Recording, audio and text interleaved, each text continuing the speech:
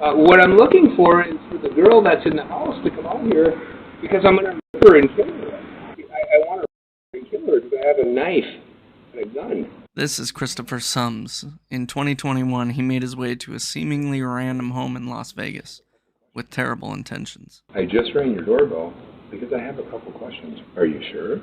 I just rang your doorbell because I have a couple questions. Are you sure? What? Are you sure? The video speaks for itself. It's hard to tell if he's talking to himself or talking to the woman that was home alone at the time. He was arrested the next day after being recognized by Las Vegas resident Karen Stewart. When he was arrested, he referred to himself as the Holy Spirit. I just have a couple questions for you. Are you sure?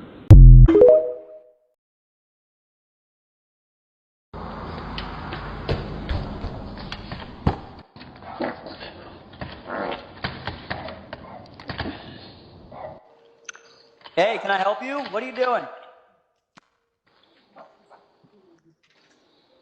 And I like. Hi. What can I do for you? Joe, get the fuck out of here. What are you doing? Are you trying to get in? You want me to call the police on you? What are you doing? Joe, I'm calling the